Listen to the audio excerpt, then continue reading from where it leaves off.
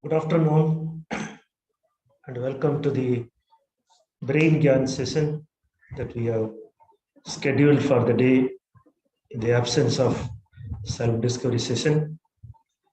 And today's topic is Brain Gyaan, and with reference to emotional. Good afternoon and welcome to the Brain Gyaan session that we have scheduled for the day in the absence of self-discovery session.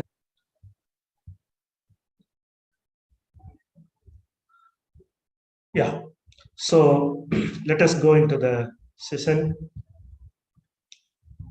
The topic is emotional quotient. I would like to call it as equanimity quotient, where you are well balanced within your thought process, and traditionally or conventionally, or it is generally called as emotional quotient. It is also called emotional intelligence, but it is a quotient in my personal opinion because it is a combination of two intelligences which we all of us know, and so we would like to call it as emotional quotient instead of emotional intelligence. And this picture is depicting that the era of IQ could not sustain for a very long time. So a quotient which is much more powerful and have more utility in our day-to-day basis life has taken over the IQ, and it is now emotional quotient that is more important than the intellectual quotient. I also connect this picture into the internal quotient and the external quotient. Both together, it is the EQ, which means I stands for ego and E stands for eco, that is surrounding us.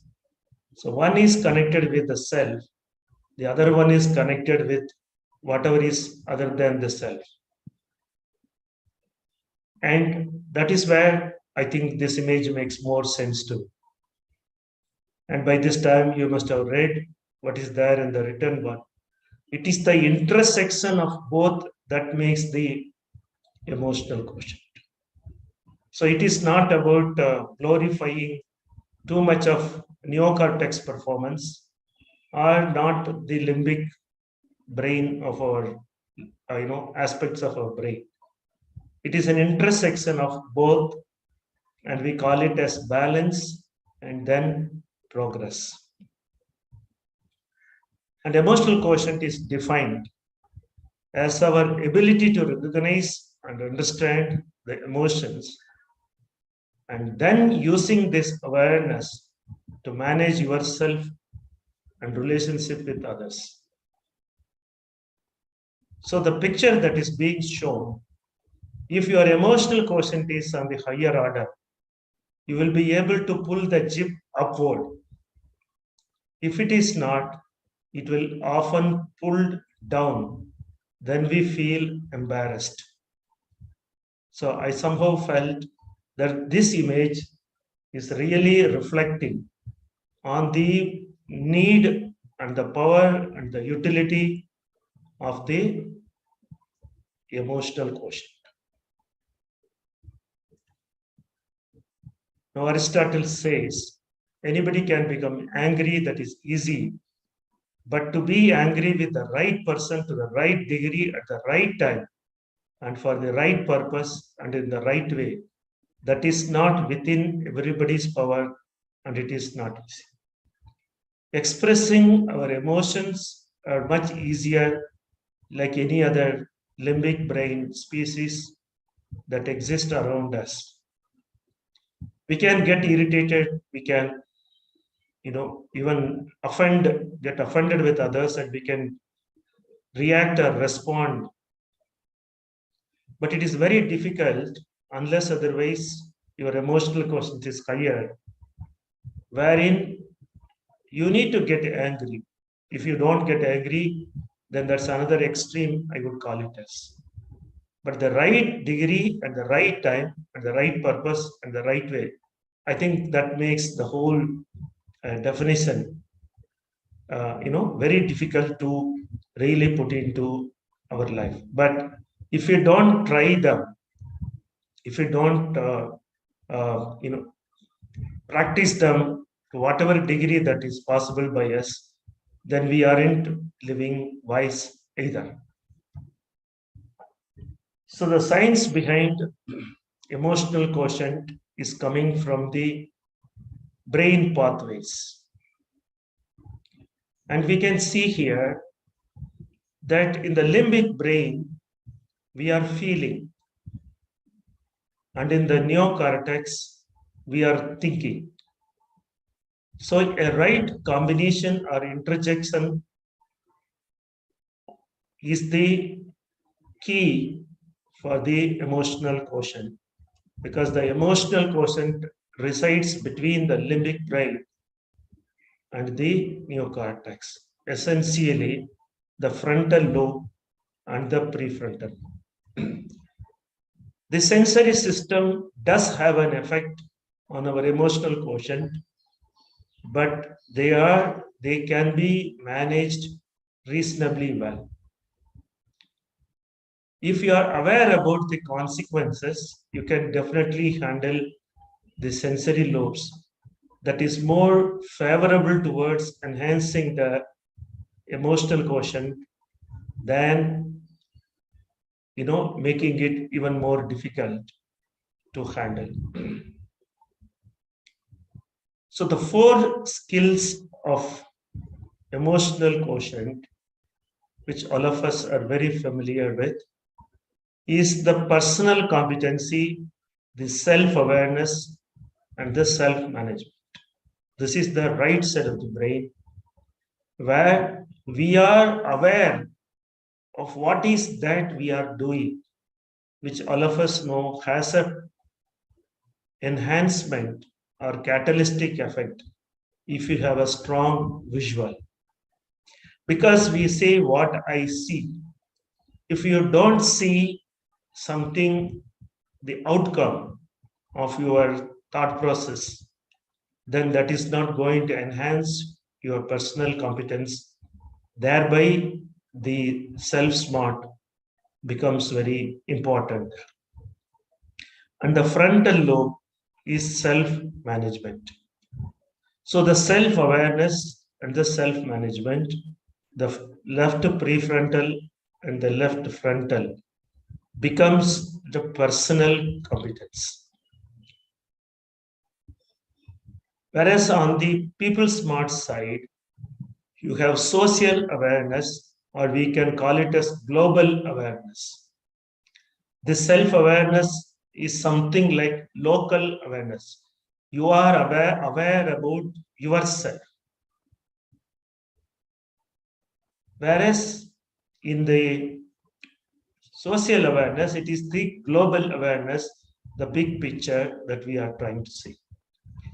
Often we are using out of the box thinking for the small x and capital X, which is not the right way to look up. See, inside the box means local, outside the box means global. It has nothing to do with our capital X and small x, because they are critical in nature.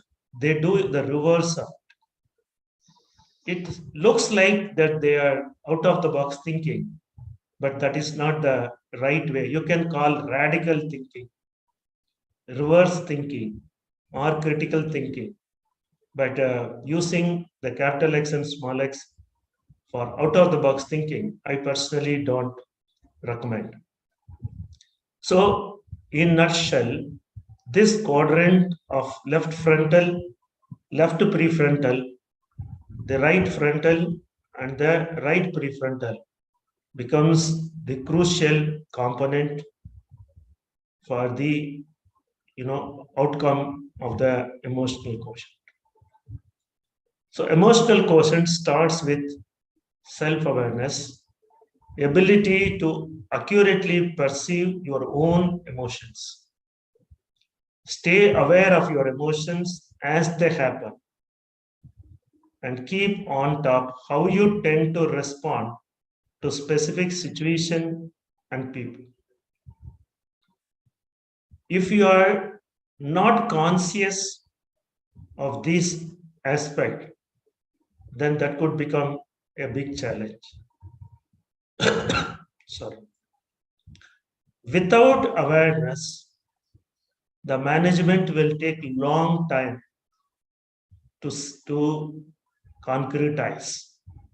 That means a strong prefrontal on the left side of it, which is this self awareness.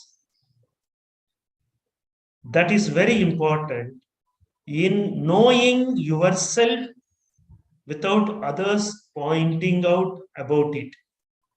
That is the power of the prefrontal. So, if the left prefrontal isn't strong, you may not know where is your flaw unless otherwise somebody tells you that this is your area to work on, this you are not doing it right. Then the managing part of it or the nurturing part of it, they will be able to do well. On the contrary, if the self awareness is high, but the self management isn't very high, you know your flaws, but you are not able to work on it. And that is why we call self management isn't really very good. So, what they will do is they will try to manage the situation by doing certain things to cover up that uh, fault or cover up that deficiency. They will try to do. So, that would be something similar to that the basement is not very strong. You are trying to build the first floor and the second floor very smartly. We all know we have to live the drawing room and the kitchen is usually in the ground floor. For sleeping, you can go. For bird watching, you can go. To enjoy the terrace and external beauty of sceneries, you can go there. But for your basic things, you cannot live in your terrace. So self-awareness is like your terrace, and the self-management is like your ground floor, where you normally live. That is why the self-awareness is very important. That means the left prefrontal is important, but without the left frontal, it is not going to help. That is the reason we say both of them are very important. Having one and at the cost of the other, not there, in the form of small x, capital X, reflective, that is again going to give you challenges in bringing out the best outcome as far as the emotional quotient is concerned. So, how to improve the self awareness? Know thyself, see yourself as who you are, watch your emotions like a hawk, track and backtrack your emotions in a difficult conversation or meeting, learn your tendencies in emotionally arousing situations, use paired sharing, that's a peer group or a supervisor. Ask them, please tell me if I have to improve on something, what did you, where I have to focus and improvise on, and take responsibility of your own actions for what you say and what you do. Without prefrontal, you are more likely to blame others for not, able to perform to that extent. That is the critical mindset will be there. The the that I am not being helped. How can I do? It is not by my problem because nobody told me. So it will be more like judgmental kind of thought process will be there. It will not improve upon nature. So you need to take actions and you should take the responsibility for that as well. And all of us know discover yourself with genetic brain profiling is the ultimate source of the self knowledge, which also gives us the idea about the self-awareness itself. So the knowledge about self can come from the frontal lobe, but without the contribution of the prefrontal lobe, it could take very long time to get the knowledge. So both the prefrontal and the frontal, that is the self-awareness, which leads to self-knowledge, which leads to self-management, all of them are equally important. And genetic brain profiling does it in few minutes. What could take months and years for us to figure out by going through the pain and suffering. And that is the magic of genetic brain profile. Once you have self awareness, then the self management becomes easier.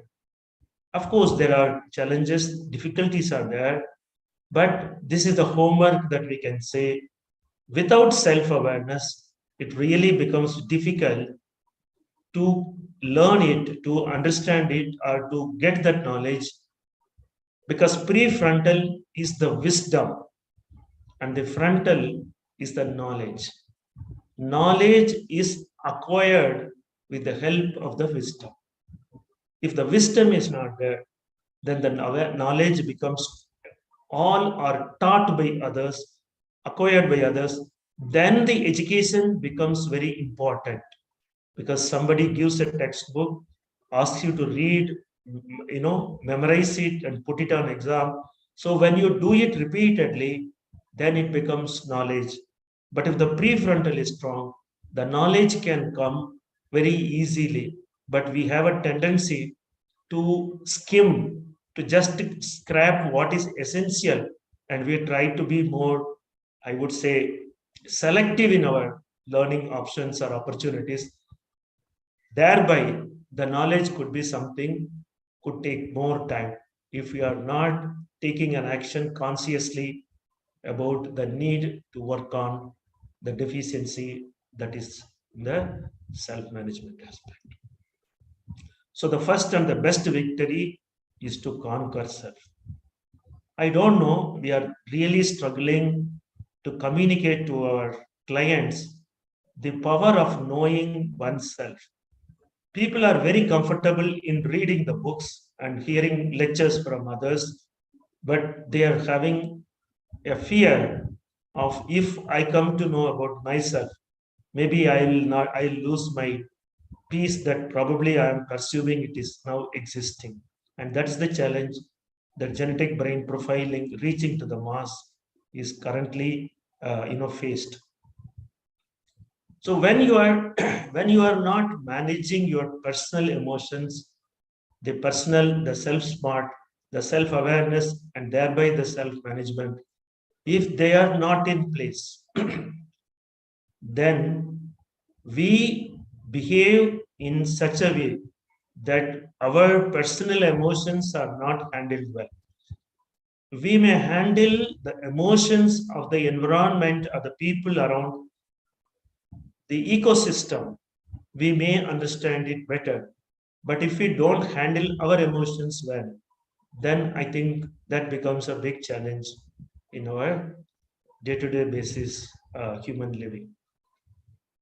So these are the some of the red flags, and the breakdowns that the emotional outcome comes. So, my dear friends, though we are using left brain to assess the self-smart, you should remember that in a 100% emulative learner, then that is more applicable. But if you have a secondary processor, then it is little more complex because of the converging and diverging coexisting together. Then that makes the emotional quotient even more trickier. So for cognitive double loop, small x and capital X, the emotional quotient is not as simple as it is where you find 100% affective lobes. there it won't really get exposed. The deviations and the turbulences will not get expressed. But if you have a mixed left, self smart is more diverging, people smart is more converging. This is the ambivert that we are talking about. It's a mix of self smart and people smart, unpredictably or invariably inconsistently expressed. So these are some of them which comes more because of a more converging there, because converging is what does all these things, and thereby you get exposed with your emotional quotient. Okay, so the emotional quotient, fragile emotional quotient, or a very low emotional quotient, we must have seen those clients who are coming to us, whether they are children or adults, you would find very often the emotional quotient is the number lowest of all the five quotients, which means in other dimensions of life, maybe they are comfortable. But when it comes to the emotional quotient, using relationships with oneself and with others, definitely there are more challenges. And when the emotional quotient is less than 20, 100% these, one of these or few of these or most of these will definitely be seen. But it is not easy for human beings to accept that I exhibit my emotional fragility or I have a low emotional endurance. The emotional endurance is also equivalent to the emotional quotient. So these are all some of the behaviors, the responses that we give when we have a very lower emotional quotient, that in our report less than 20, definitely it is a flag. But we can continue to deny that I am fairly good, because we don't want to admit that some of the things, at least in the public, they don't want to. But you talk to them privately or you talk with the family members in the absence of the person, they will know. But of course, it depends on what is the emotional quotient of the person who is assessing or who is interacting with the client. That also will determine. If my emotional quotient is not very high, I will not be able to know the outcomes of a lower emotional quotient, because I have kept my EQ as the standard with which I will be able to measure. So sometimes it could be, I would say, misleading as well. And we are coming to the right side of the brain that is becoming so silly aware. Ability to accurately pick up on emotions and in other people, understand what is really going on, understanding what other people are thinking and feeling, even if you don't feel the same way. Please remember, right brain is the human being, left brain is the human doing. That means all our external responses or output styles are determined by the left side of the brain, whereas the right side of the brain is that how we are perceiving the ecosystem which is outside. That is why it is called, you are not doing anything, but you are being there.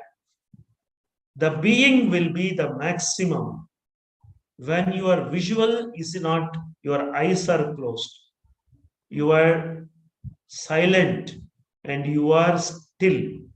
So when you are not seeing anything by closing eyes, when you are in a very silent environment and when you are keeping your body still, then the intuitiveness comes to the maximum extent. And then now you are perceiving. The global perception is happening, the environmental total perception is happening. The minute we use our sensory system, that distortion is taking place in our perception, and thereby the social awareness becomes very limited. So, when the sensory lobes are not put into any use or any connection with the external world, then the prefrontal prefrontal of the right side becomes the global awareness, or you can even say the universal awareness. That is why in meditation we are able to transcend this body and this local mind which is operating locally to those environment that is beyond our physical body. Thereby, it is called trance, and that's what the ultimate experience in a meditative process. So, resolved to be tender with the young, compassionate with the aged, sympathetic with the striving, and tolerant with the weak and the wrong. And sometimes in your life, you will have been all of this. I think Gautam Buddha is one such example where you can expect that probably he had all the four compartments with the least conflict between each other. And that is what actually we can call it as the mind harmony index. In our report, when we mean harmony, it is the whole brain harmony. We are not talking only about the emotional quotient connecting frontal lobes and the prefrontal lobes together. So it is beyond, little beyond the mind. We can call it as the whole being of the harmony of our whole brain or the whole being. So social awareness requires empathy. That means that's what we call it as right prefrontal is all about. Now, there are rather three components are there with the right prefrontal, though it is not directly connected.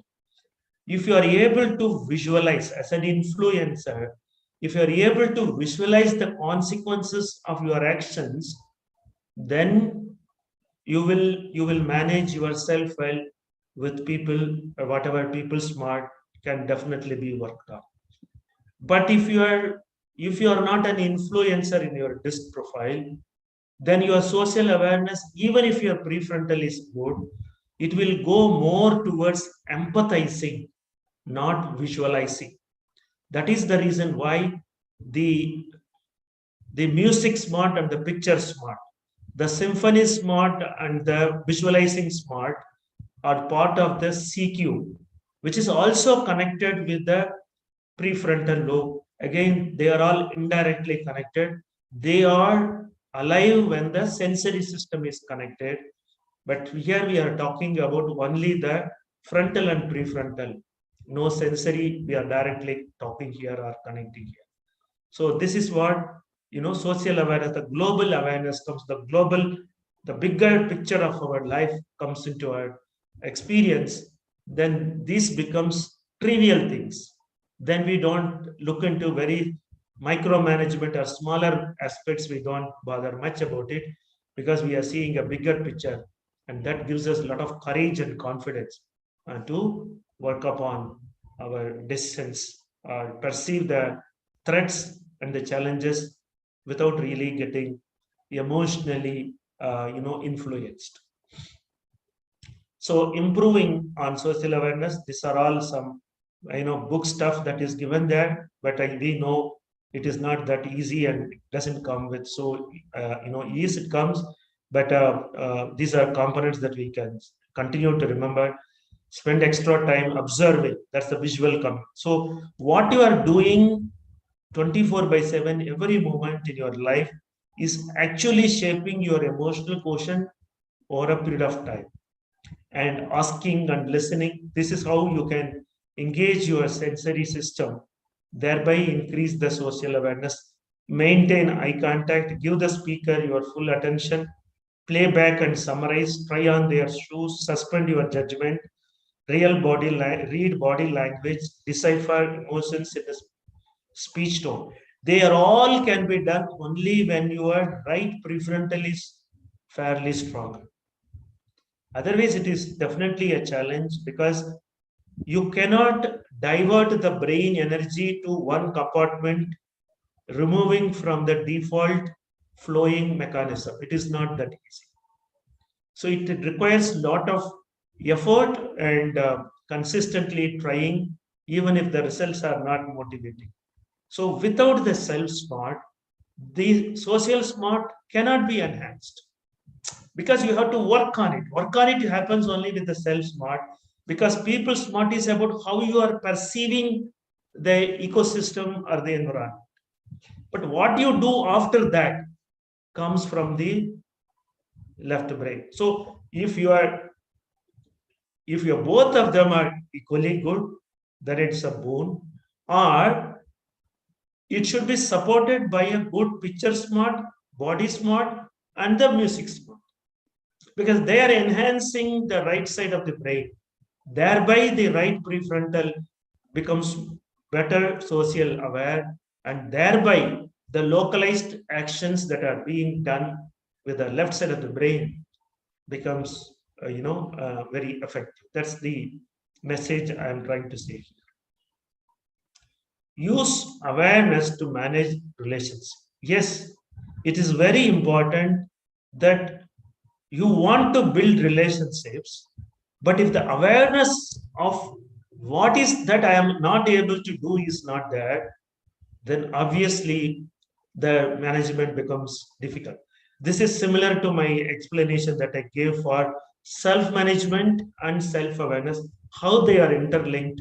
When the self awareness is very high, without self management, it is difficult. Similarly, on the right side brain, you may have the awareness, but if you are not, your frontal lobe isn't really supportive, then managing relationship becomes difficult. You tend to build new relationships, but you are not nurturing the existing relationships. This would be something like you are passing through them, you are not settling down. So society, the social relationships are more to be nurtured and maintained, and that doesn't come easily if your right frontal isn't really very supportive. So reading hundreds of books will not help you because without genetic brain profiling, you will not know for sure where does that challenge for me comes from because our brain is so much intertwined with the 10 compartments. It is not that easy to isolate yourself and see it like the hawk view. It is not that easy unless otherwise you have a cosmic intelligence very high, where you are able to see an overall view and then probably work on it. If your emotional, if your spiritual quotient is not very high, then it is going to really, take longer time to understand and work on it, and that becomes the challenge as well. So improving on relationship management, that's the right frontal. Seek to build good, high quality, high trust relationships. Try to discover role of what role emotions are playing in your interactions with others. If you sense tension or emotional responses in a person's body language, speech, ask questions to seek to understand. Be quick to settle disputes, differences, opinion, and misunderstanding. This is where the sensory lobes can contribute. We cannot just isolate the sensory system and work on the frontal and prefrontal because the strong temporal lobes could sometimes spill over and spoil the whole relationship that we are trying to manage because of a strong left temporal lobe, which is actually retaliating because of the sensitiveness, oversensitiveness of our the response that we are giving.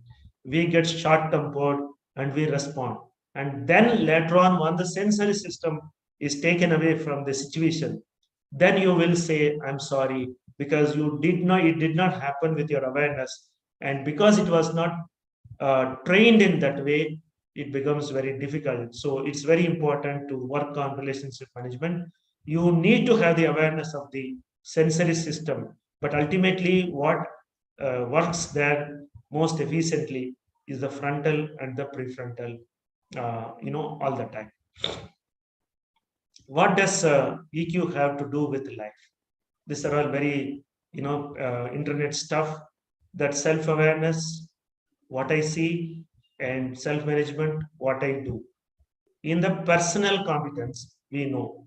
In the social competence, when it comes, then the social awareness and the relationship management.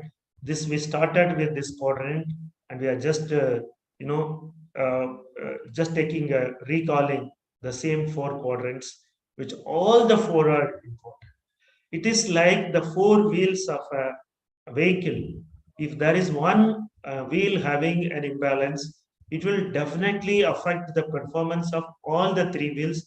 Thereby, the progress or the movement of the vehicle or the movement of the individual's life becomes more shaky, more stressful, and more turbulence as well. This is a very, very important slide. I would call it as, I don't know how many of you already know it, and otherwise you can keep it in your mind. Usually in a company, I'm going to show one more slide which is connected with that. Somebody, the requirement of emotional quotient versus the job title that they will have. A supervisor needs more IQ. The manager only needs a higher EQ. The message that we get from the slides is the emotional quotient is very, very crucial at a certain point of time. Just because somebody's emotional quotient is good, you promote them to become the CEO of the company, it may not really become very, very useful, because the impact of emotional quotient subsides or decreases with the elevation of an individual in the hierarchy of a corporate ladder. That is very, very important. Many people would have been the best manager, but when they were promoted to the higher levels, without the knowledge of their adversity quotient, creative quotient, and the investor mindset or the requirement of an investor, it is not that emotional quotient is very important.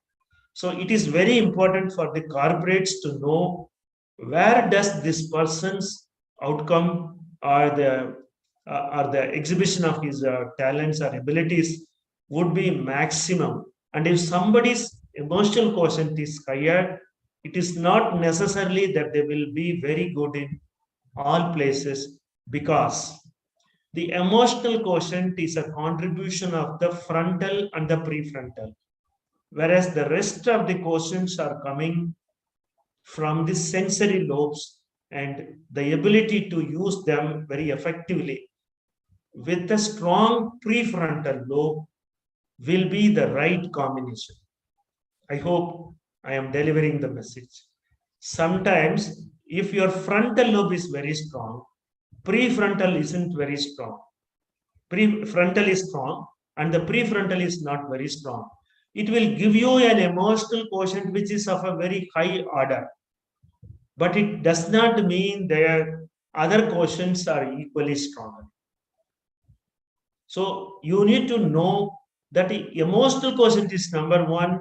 All other quotients are not as high as the emotional quotient, which means the person is good in managing self-management and social relationships, but their other abilities aren't really very strong. So they need to be a little careful about raising your hierarchy level. Raising the upper levels of the hierarchy of a corporate company must be done very carefully. Otherwise, it will definitely will have a disappointment or a failure. So what does EQ have to do with career?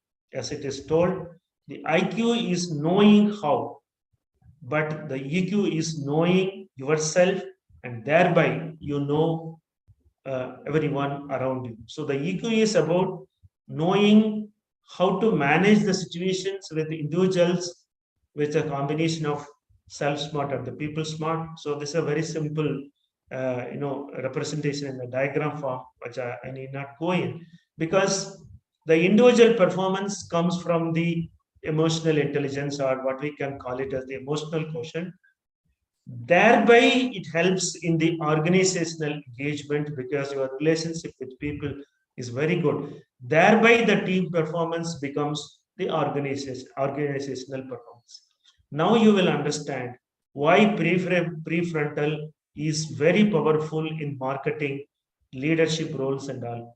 Because once you are able to manage your team excellently well with your frontal lobe, then the prefrontal lobe's profession or outcome becomes so easy. But still, the right prefrontal slightly on the higher side gives an edge over in terms of the leadership roles and all. You will have to be a little stronger with the right prefrontal as well. That's the message. So it is interlinked. So why did Daniel Coleman said that it is emotional quotient which is more powerful than the any other quotients? Because only when your self smart is good and your people smart is good, your organizational, the team performance becomes very good. With many often people are able to handle people well, but because their self smart isn't that good, they definitely get exposed. But maybe because of their magnetic influencer ability, that is getting submerged in the performance. So it is not exposed. Whereas self smart is more, and the people smart is not that strong. They get easily exposed. This is the bone and the bane of the people smart and the self smart as well. That's the message I wanted to tell. So this is the directly. This is our crux. This is where all our discussions were, revolving around self smart, very important, people smart, even more important. But what is the catalyst here? What is the boon? What enhances the performance of the outcome of the emotional quotient is what is your percentage, emulative percentage of yours. That is the reason why we say affective domains are the percentage of the affective domain becomes an enhancer, catalytic effect on the emotional quotient. This is where the 90% affective and 10% X are the reflective patterns. They tend to overcome the power of that small x and the deficiency of the reflective, because there the 90% or 100% emulative learning definitely helps. Which means if the emulative learning becomes lesser and lesser, the emotional quotient that comes from the self smart and the people smart only remains there. The enhancement or that advantage doesn't come if the emulative percentage becomes lesser and lesser. But it generally doesn't go beyond less than 50%.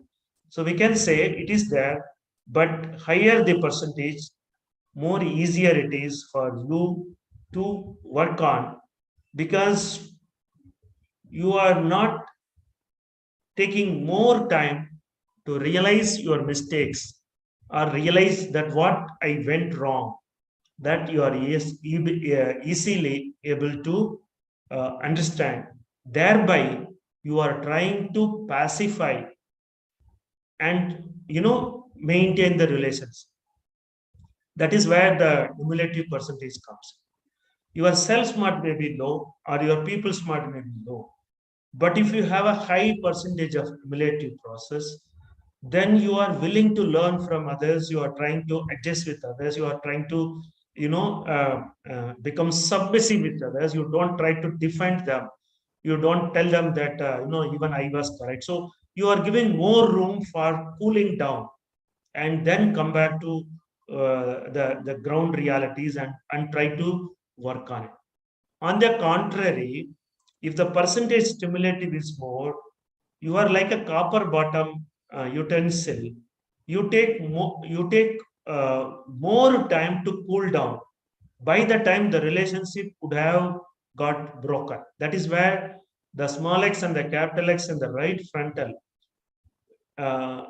gets even more worse when your prefrontals are are cognitive in nature, or the self smart is too high in nature, then that becomes very difficult, because you are not cooling down faster, and no relationship would wait for endlessly for you to cool down, and they try to break. So at least one person must be able to come back to reconciliation mindset, and otherwise it will be the relationships management managing the relationships will be a little more challenging than otherwise. That's the message that we need to remember. So percentage emulative is going to determine. So when you talk about the emotional quotient, or if you are a coach nurturing the emotional quotient of the individuals, you must focus on look into the emulative percentage and realize how challenging it is going to be to work on somebody's emotional quotient. So the percentage emulative is a bonus. Higher the number, easier it is to work on the emotional quotient. Lower the number, it is going to be more challenging as well. And the people smart and self smart must contribute equally there, and that's the ideal one. Otherwise, the triangle will look skewed in one side, and that becomes another challenge to bring a balance and then enhance. That's where the balance and progress come into picture. So this is something all of you have seen in our training sessions. In a career, you can see the same thing that is depicted here is the EQ. The manager needs that well. But when it comes to the human life or life triangle, then the family, that is how do you deal with your spouse, and then comes the child, and the child rearing or parenting becomes the adversity quotient, because there's a third individual whose challenges becomes your challenge, and thereby the adversity quotient is very crucial, or that gets exhibited there more. So the relationship, how do you fall in love, and how do you handle your partner before you commit and after you commit till you become a parent, that's the area where this emotional quotient. If your emotional quotient is higher, your preparing to become a parent will be very high. That is why the parenting is not separately happening. If the EQ is more, then the parenting, your ability to do the parenting in a very balanced way could very easily happen. So if your EQ is not good, then your parenting is also going to be a turbulent, though it may be strong. But in a parenting, it is not about I win, you lose. It is about how to exist and coexist together, and that only comes from the emotional quotient or the economy quotient, which I would prefer to call it as the more well balanced, frame of mindset that we have to consciously work on. So the take home message is if your emotional abilities aren't in hand, that is, if it is not available to you genetically, if you don't have this self awareness, if you are not able to manage your distressing emotions, if you can't have empathy and have an effective relationships, then no matter how smart you are not going to get very far. This has been the message from Daniel Coleman, who has written The Emotional Intelligence book. What he is telling in a nutshell is if all your four compartments of your brain isn't in sync with each other, if they are not working in tandem with each other, all your efforts of trying to master yourself, want to go to Mars and want to become a data scientist and want to be a great programmer, all that is not going to take you anywhere. So it is very important that once the emotional quotient is very high, you will survive with least challenges in existing and coexisting aspect of our life.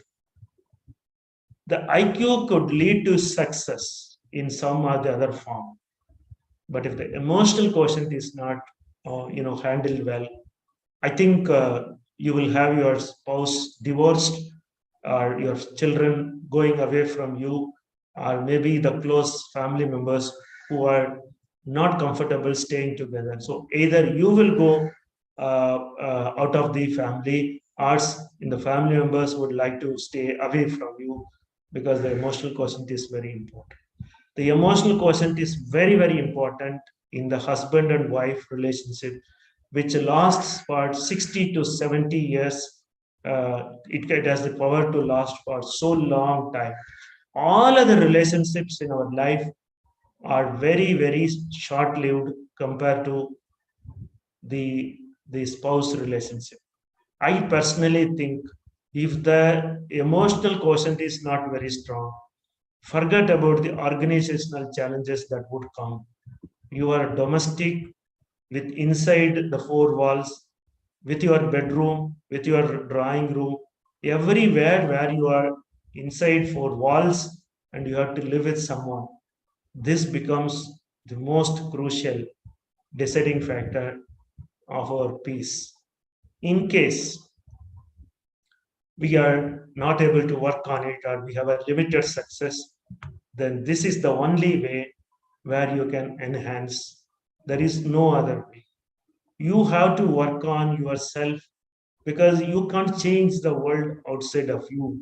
So go inside of you, reflect on your challenges, and you are responsible for raising your emotional quotient. Expecting that everybody will understand me is just a dream concept.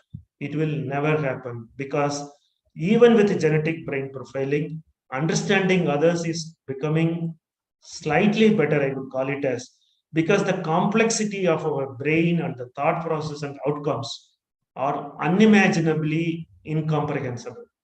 So maybe for to please others, we can say, I am working on it, I'm doing well, I'm so better. That could be an optimistic statement, I would call it as. It will have some, limited outcome. But unless otherwise you take up something which you are trying to run away from. The biggest challenge that human beings are doing, especially those who are having difficulties with their frontal lobes, whether it's a small x or capital X, or even a weak frontal lobe, is they are trying to run away from it in the name of, I don't need it, it is not important, I'll take it when it comes. It is not going to happen. If you better sit now itself and do meditation, it will happen in few years. But if you run away from it and try to avoid it, it will come back, and it will come back with vengeance. That time you will do it with pain. Now it is an option, then it becomes a compulsion. So in life, if you don't choose when the choice is coming, then it will come where you can't escape from it. Then you will have to write it, you have to go through it, and that will be even more painful. So, my dear friends, the only way to work on your emotional quotient is this way. It is not easy either, but there is no other way to enhance your spiritual quotient and enhance your emotional quotient together. If you can work on, and it will become definitely significantly better. And that's what is the brain yoga is all about. So keep this seven sentences as something like a resolution for the day, the reminders for the day. Keep that. You can take a print out and keep it in a place where you will see them very frequently and often. That will remind you that you need to tell them. You need to sit in a spend some time. We are so much obsessed with our sleeping requirements. We are not able to pay attention and importance to do such kind of processes where we are talking to ourselves. We are also, when we are talking to ourselves, we are able to understand what must be happening to others also in the process. So those who are not able to connect with themselves, they will have a challenge of not able to work on it. Unless otherwise you are not living with yourself, you are not aware about yourself challenges, then you will be happy now. but it will not sustain for a very long time. You are more likely to feel depressed and disappointed, because it is very equally important that one takes care of oneself, and at the same time they also give equal importance to the people smart as well. So to sum it up, though the important components for an emotional quotient comes from the frontal lobe and prefrontal, it is equally contributing. Sensory lobes also will be indirectly or directly helping. If somebody's temporal lobe is the number one, or the visual lobe is the number one, or the parental lobe is the number one, because of so much of sensory engagement is happening, it is definitely going to affect. Even if your emotional quotient may be fairly good enough, but when the sensory lobes are very strong, it has a power to sometimes aggravate the challenges and make it worse than what it is otherwise with the the people smart and the self smart, which means the sensory lobes also contribute indirectly. The self awareness definitely is a self awareness of your sensory lobes contribution also. Thereby, you use a multi-sensory approach to keep those lobes in engagement. Thereby, your peace becomes easier. If for someone the temporal lobes are very strong, their mind is more likely to recycle some fears or certain past events, and memory could be getting recycled. Thereby it could become reinforcing. That is why for them the the reciting of the mantras or the names of those names that have a power to heal yourself will do a lot better. Thereby, your emotional quotient can be enhanced. So, the awareness of the sensory lobes and engage them in such activities that will reduce its negative impact on the emotional quotient is also very important. That's the message I'm trying to say. So, I think that should be good enough for today's session, and we'll stop here, and we can I can take up if there are any questions to ask. We can take up. Otherwise, we can wind up this session as well. And just 1 second. Yeah, the floor is open. If you have any questions to ask, clarifications you want to ask, challenges you feel, what could be the outcome of certain deviations, we can discuss. Otherwise, we can take a break and meet in another session next week.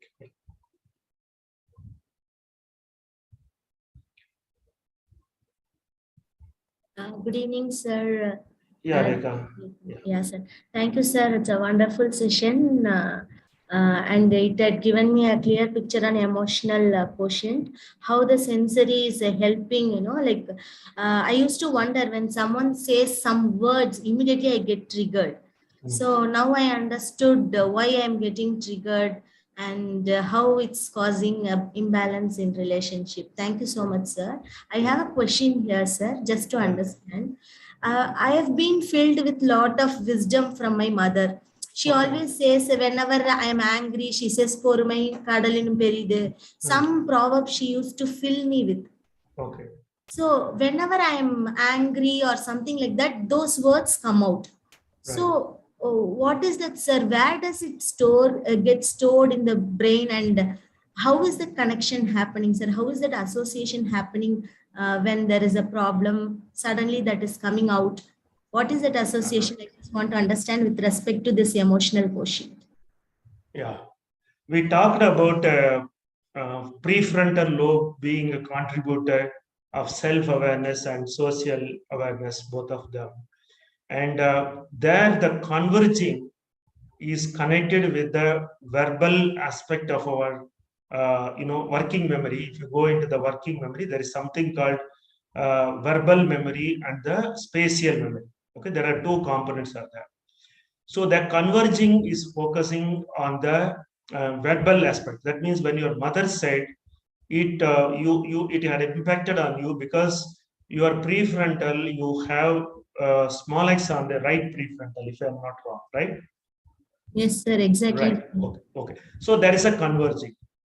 The same thing that triggered you, that is more likely to trigger when somebody is saying something, because you are very converging there. Converging means more focusing on the verbal content of the communication that you are receiving.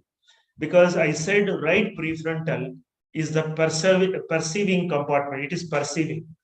In that, the diverging is visualizing and the converge is verbalizing. That means the text component or the words component is being handled by the converging aspect of the right prefrontal, and the diverging aspect of the prefrontal is looking at the spatial aspect of the communication. Okay, the looks kind of thing. So you have a tendency to get easily triggered by a verbal communication. Somebody says, immediately your right prefrontal converging says, no, you also, that's not the right thing, so it's trying to retaliate because of the converging there. But the same challenge is becoming an advantage to you if you have an awareness of what it is happening. So, because you are right prefrontal, the secondary processor is the converging, and now it is analyzing the outcome. Okay, they talked and I talked. Oh, that is what is the triggering point. So you are able to improvise on your self smart indirectly, because you are understanding what is the reason behind the analytical aspect of the human being is actually helping you to understand your personal challenges. Okay, that's the reason, so I need to work on it. So that's helping. And the other thing is, I think your mother's statements, whatever you said, I think because you are picking up the verbal component of it, I think it has made an impact as a child, definitely, because when you are a child, the prefrontal isn't that strong. So, but still, that the percentage of the right of the secondary processor and the primary processor remains the same, and thereby it has made you to think about it. Okay, that means it makes some sense. Okay, instead of making a mockery out of that proverb, it has made sense to you because of the small x. So the small x is the boon and the bane both of together. I think once the self-awareness comes, now you know how to handle them without really letting it to let the default design to work. Now you can either delay it, avoid it, beware of it, all that you can do, at least to some extent. And that's how this question needs to be understood. Yeah. Yes, sir. Thank you, sir. Thank you so much. I got a clear idea, sir. Thank you. Right. Anything else? Otherwise, we can take a break.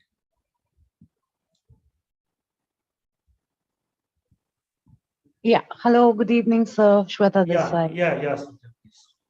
So, sir, I had joined a little late, like 15, Okay. 20 minutes, and I remember you were talking about that, you was referring that if there is X cognitive as well as the D loop, the world, if these if they are there in the prefrontal or the frontal, that is where the conflicts and the slight deviations will come. And we know that X is always, conditions apply in majority of the cases. Right. So what are the kind of deviations, especially if say, and since I have D1 on my right frontal, so what are the deviations that would be there? Like, is it just because I will be oscillating? And of course, my temporal is extremely high. I'm C1 on both left and right. So how would that, bring in the deviation, or what kind of deviation would that be coming? Okay. So X on the right frontal, when it gets triggered means, see, instead of holding the knife, you are touching the knife itself. That's how the diverging is. Suppose a knife is there is a handle. So the handle part is the diverging. and the cutting part of the knife is the converging. Okay, so when the X is there, that means the handle is not there, the knife, bare knife is there. So like that, that's the reason why X becomes difficult to handle in relationships, because they are roaming without a handle. A knife is being used and there is no handle because there is no primary processor, there is no diverging in the right frontal.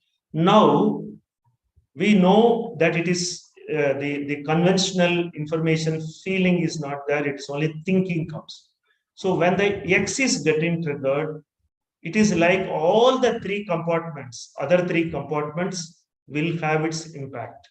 That is the reason why in the behavior profile, if you notice, there are 12 traits are there, four each contributing with the four compartments. Every one has a three supporting one. Thereby, one compartment makes impact on three compartments.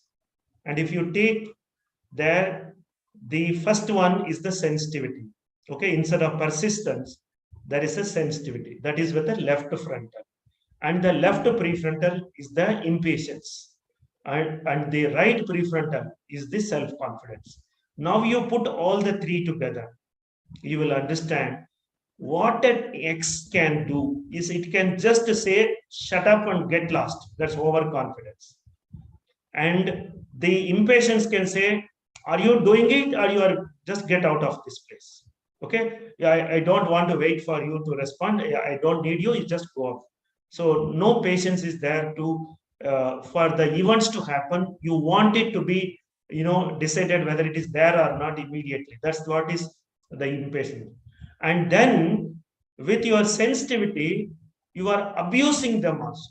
You are just using your temporal lobe to just say all that words that you would not even like to say when you are in a normal situation. You yourself will say, yeah, that's not a good word to say. You yourself who have discarded, who have said these words are unparliamentary, you might use it because that is what the temporal lobe strong will do. If the temporal lobe is stronger, it will use the words, and that means the temporal lobe is not, it was waiting to pounce on, and you gave a fire ammunition there and it is firing there. Okay, so that is what the temporal lobe will do with the. So you have to see the temporal lobe, either it will fire or it will go into depression. These are the two possible things can happen. If your left temporal is low, it will fire. If your right temporal is there, it will go into feelings and emotions and feel, oh God, this is not good, I am not good, maybe I will spoil this relationship. It could go. But when the X1 is there, it is more likely to trigger the left sensory, that is the firing, that's the left temporal. And thereby, it could just use words which are very hurting, and it could lead to the spoiling the whole relationships. And if your personality is affected, you will immediately try to cool down. That should be in the right prefrontal. So if your right prefrontal is affective, then you are more likely to cool much faster. Okay, you might take a few minutes, but you will come and say, no, I can't just like that you to go. So I'll accept you, kind of thing will happen. But if the right prefrontal is cognitive, then it will not cool down very easily because it knows that you will come back. It will not surrender because it knows that what are your fallacies, and when you need next time food, you will not have anyone, you will come to me. So it will not retaliate, but it will try to wait for the situation to become amicable, and it is waiting for you to surrender, waiting for the person who has fired to surrender, rather than saying sorry. But when you said that D1s are better than affective personality, I would say, in a way, because affective personality is just falling on your feet. Okay, total surrender. Okay, that will appears to be little more embarrassing for the person who is not who is not happy also. It will just say, it is like somebody will just fall on your feet, surprisingly. These are the people who get flared up also very fast and who surrender also very. These are the children who will cry, but they will shout. If somebody is shouting and crying, that is where I guess is somewhere the affective personality is feeling emotions, but also getting stirred up because the relationship management isn't very strong. And then this is how it will go. So it's a bit of complex of all the compartments together. But if the D1 is there on your left frontal or on the right prefrontal, it will reduce the power of X1 because you are going there and that person is accommodating because it is oscillating. The D1 means yes and no, yes and no. So when the one more no is coming, but by that time it will show an S and the yes and no will get nullified. And when the no and no comes, it is only for a transient time. Again, something will become yes. So that is also nullified. So in my personal opinion, the X power of the X is very easily balanced with the D1 or D2, not the D3. The D1 and D2 are more, I would say, but then these are all, sometimes it will be advantageous, but sometimes it could also lead to some challenges because you are not expressing anything, you are not telling, you are not responding. We are just telling, okay, I'll not respond. Not responding is not always taken it as a good sign. Yeah, it also is important that sometimes you may have to tell, I am not happy with you, and not telling is not a very easy way of handling. Though it does not solve the problem, it does not enhance the problem, but it definitely not the solution also. There it is more like the procrastination, not telling, waiting for it to dissolve on their own. That is an advantage with the D1, whichever is the compartment. If the D1 or D2 is there in any of the opposite three compartments, it will definitely reduce the power of small x and the capital X to a great extent. But the challenge is, if you are going to one side and solving the problem, or throwing out all that emotions and coming out, you are again probably emptied out all your emotions. So that is the reason I say the affective children should be not criticized for crying. Okay, their feelings and emotions are coming. We should let them first cry and say, okay, it's all right, not to be a problem. And then you talk to them. Probably it will help, rather than, very often parents have a tendency to keep on pricking. When the child is crying, they think it's a weakness. And when you think it's a weakness, you will try to even make it worse. And thereby you make them alienated from you. So it is very important. The minute the other person is showing the signs and symptoms of not comfortable with your statements, you must stop. But we have a tendency to just keep on punching. When you say they have gone to a corner of the room, we want to finish it off today. Once for all, I will solve this problem, but it will never get solved. The person will come back again. It will remain genetically, and it will be a recurrence problem. So I don't know whether I have answered it or not. But to sum it up, X1s or small x or capital X in other compartments, if there is A1, reflective, it is the best. Affective, it is better. And if it is D1 or D2, it is even more better because it does not spill outside the person. Thereby, the challenges, the hurts are happening internally more, rather than you are not throwing your dust or your discarded material outside your house. You are all keeping it within you. Maybe you can work on healing. You can work on emptying them in some other time, but you don't spill on others in the relationship. That's the boon there.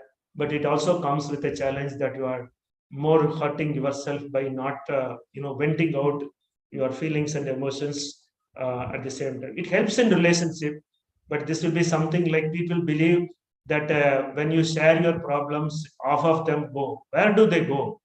It only goes into others' head. So I personally always say, if you have so much to tell, so much to express, go to the restroom, stand in front of the mirror, you talk to yourself, you cry, you shout, whatever you do. I think nobody will feel bad about it. That is the best thing we can do.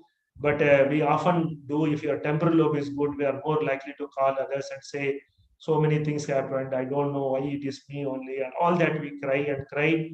Thereby, we have reinforced that emotions, relived the emotions multiple times.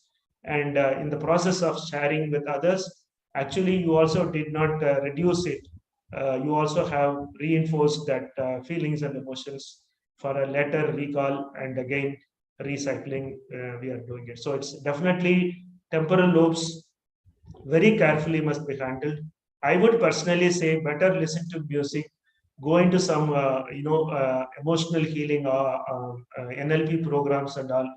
Don't let your brain recycle the past. That is the only way by engaging yourself into the present moment, because sensory lobes have a power of helping you to be in the present rather than go with the past.